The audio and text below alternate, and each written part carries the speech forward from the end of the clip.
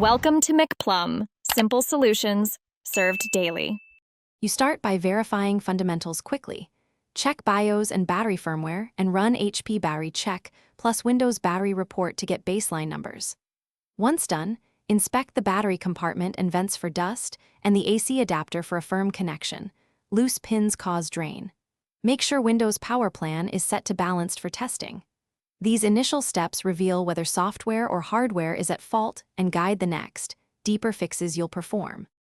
Now you tackle software culprits. Use Task Manager to stop power-hungry background apps and remove unneeded startup programs because they run even when idle. Then update chipset, GPU, and Intel Management Engine drivers. These control power gating and thermal behavior. Install HP Support Assistant and configure battery charge thresholds if your model supports them to limit full charge stress. Once these changes are applied, reboot and rerun the Windows. Finish by calibrating the battery.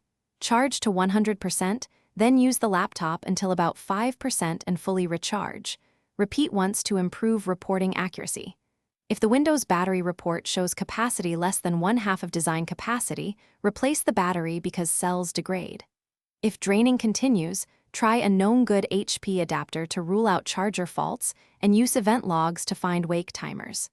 If unclear, contact HP support with your report numbers so you get targeted service.